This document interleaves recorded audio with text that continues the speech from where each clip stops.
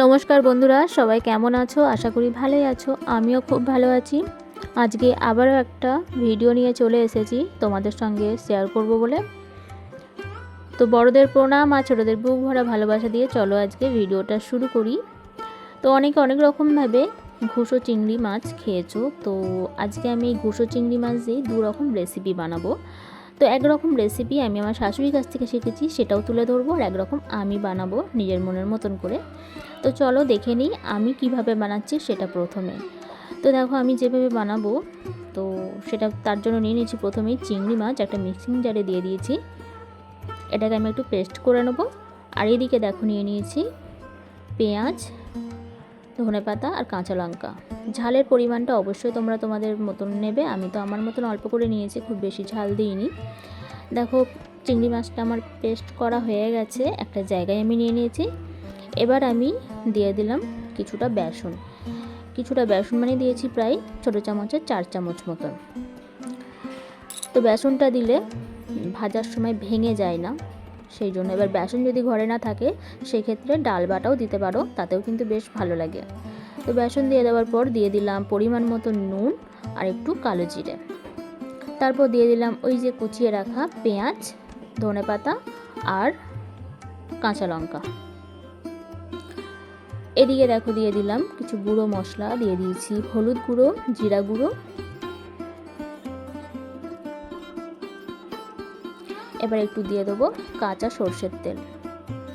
তো এবার সব কটা উপকরণগুলোকে আমি একটু ভালো করে হাতের সাহায্যে মেখে নেব। খুব সুন্দর হয় এই রেসিপিটা, সত্যি না খেলে তোমরা বুঝতে পারবে না। আমি এটা প্রথমবার বানালাম।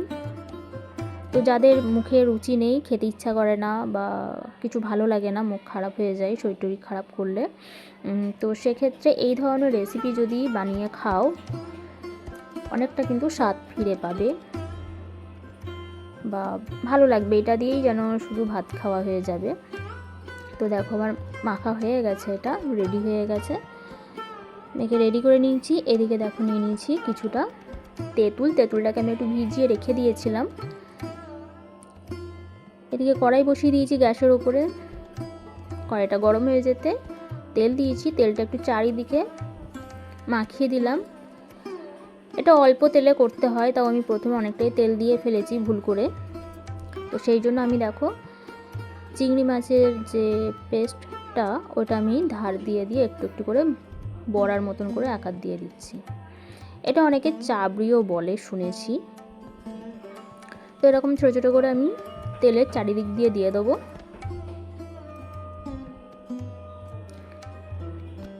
তো আমার পুরনো বন্ধুরা তো আছোই আমাকে সাপোর্ট করার জন্য। তোমাদের সাপোর্টে, তোমাদের ভালোবাসায় আমি এত দূর পৌঁছাতে পেরেছি।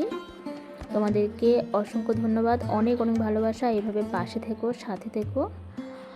আর যারা আমার নতুন বন্ধু আজকে আমার চ্যানেলে প্রথমবার ভিজিট করেছো তাদেরকেও অসংখ্য ধন্যবাদ, অনেক অনেক ভালোবাসা। দেখো কথা বলতে বলতে আমার এক পিঠ ভাজা হয়ে গেছে, আর এক পিঠ আমি উল্টে দিয়েছি। এরকমভাবে লাল লাল করে ভেজে নেব। দেখো একটাও কিন্তু ফেটে যায়নি বা ভেঙে যায়নি, কত সুন্দরভাবে ভাজা হয়েছে। এরকম চিংড়ি মাছের বড়া কিন্তু তোমরা শুধু শুধুও খেতে পারো, গরম গরম ভাতের সঙ্গে, বা এমনিও শুধু খাওয়া যেতে পারে, খুবই সুন্দর লাগে খেতে। যারা চিংড়ি মাছ খেতে পছন্দ করে না তারাও কিন্তু খাবে এরকম গরম গরম চিংড়ি মাছের বড়া। তো দেখো একবার তোলা হয়ে গেছে ভেজে, আবারও কিছুটা পেস্ট আছে, সেটাকেও আমি আরেকবার ভেজে নিচ্ছি ওই কড়াতেই। এবার আর তেল দিইনি, যেটুকু তেল আছে ওই তেলের মধ্যেই দিয়ে দিয়েছি, যদি লাগে পরে দেবো। কত সুন্দর ভাজা হয়েছে দেখেছো, লাল লাল করে, খেতে কিন্তু অসাধারণ। এটাও এক পিঠ ভাজা হয়ে গেছে, উল্টে দিই। এরকমভাবে আস্তে আস্তে দেখো খুন্তির সাহায্যে উল্টে দিচ্ছি। এটা একদম তেল নেই, পুরো শুকনো শুকনো হয়ে গেছে। তো সেই জন্য আমি আবারও একটু চারিদিক দিয়ে অল্প করে একটু তেল দেব।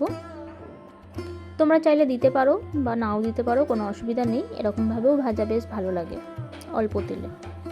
তো আমি একটু বেশি তেল খাই, সেই জন্য একটু তেল দিলাম। তো দেখো এইগুলো আমার ভাজা হয়ে গেছে, এবার আমি এগুলোকে একে একে তুলে নেব।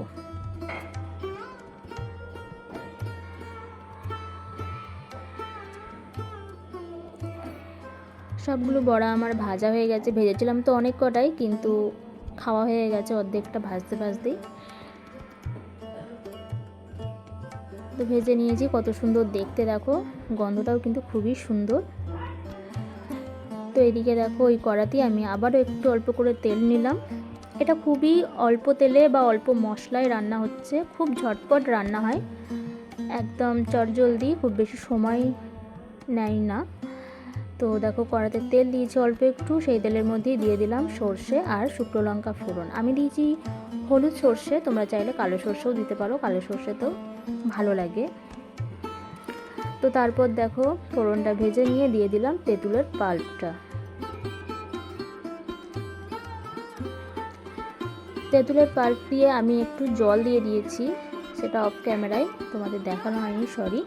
তারপর দিয়ে দিলাম নুন আর হলুদ। এরকম টক জাতীয় খাবারে কিন্তু নুনের পরিমাণটা একটু বেশি লাগে। আর ঝালটা অবশ্যই তোমরা তোমাদের মতন করে নেবে, আমি তো আমার মতন অল্প করে নিয়েছি। দিয়ে দিলাম চিনি সামান্য পরিমাণ। চিনিটা যদি দেওয়া হয় স্বাদের ব্যালেন্সটা বেশ ঠিক থাকে আর খেতেও খুব সুস্বাদু হয়। তো আমি দিয়ে দিয়েছি সেই জন্য সামান্য পরিমাণ চিনি। যারা চিনি পছন্দ করো না তারা স্কিপ করতে পারো, কোনো অসুবিধা নেই। এবার দেখো ওই ঝোলটা ফুটে গেছে, এবার আমি দিয়ে দিলাম ভেজে রাখা ওই চিংড়ি মাছের বড়াগুলো। এভাবে একবার খেয়ে দেখবে, যাদের খাওয়ার রুচি চলে গেছে তারা কিন্তু এইটা পেলে এক থালা ভাত চোখের নিমেষে শেষ করে দেবে। অসাধারণ একটা রেসিপি, আর খুবই তাড়াতাড়ি তৈরি হয়, খুবই কম উপকরণ দিয়ে।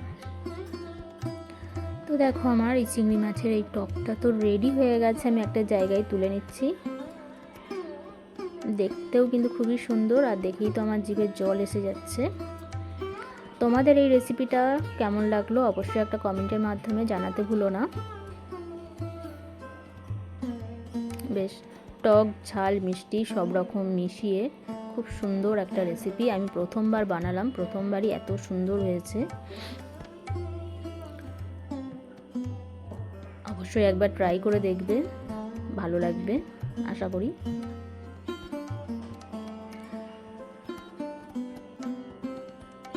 কত সুন্দর হয়েছে। তো চলো এবার দেখে নিই আমার শাশুড়ি কীভাবে টক বানাতেন বা অম্বল বানাতেন। তো দেখো নিয়ে নিয়েছি ঘুষো চিংড়ি আর তেঁতুলের পাল্প। এদিকে কড়াই বসিয়ে দিয়েছি, দিয়ে দিয়েছি সামান্য সর্ষের তেল।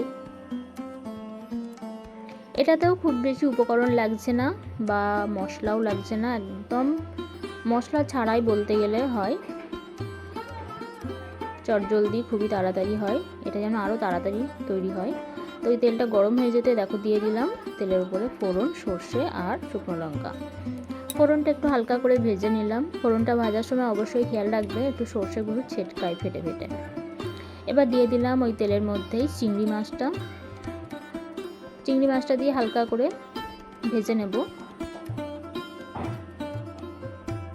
খুব বেশি ভাজার প্রয়োজন হয় না, কেননা এটা তো একদম ছোটো ছোটো, এটা আর কি ভাজবে। দিয়ে দিলাম নুন আর একটু হলুদ গুঁড়ো। এবার নুন আর হলুদ গুঁড়োটা দিয়ে একটু ভালো করে মিশিয়ে নেব।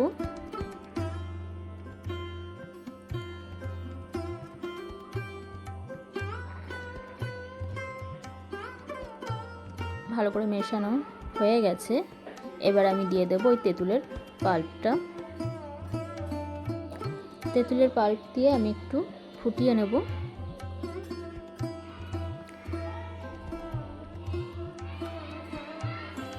তো যারা নতুন আছো আমার এই রেসিপিটা দেখে যদি ভালো লাগে অবশ্যই চ্যানেলটাকে সাবস্ক্রাইব করে নেবে, আর পাশে থাকা বেল আইকনটা প্রেস করে অল নোটিফিকেশানটা অন করে দেবে, তাহলে আমার নতুন নতুন ভিডিও সবার আগে তোমাদের কাছে পৌঁছে যাবে। তো দেখো দিয়ে দিলাম স্বাদ অনুযায়ী সামান্য মতন একটু চিনি। চিনিটা দিলে বেশ স্বাদটা খুব সুন্দর লাগে। দিয়ে দিলাম একটু নুন।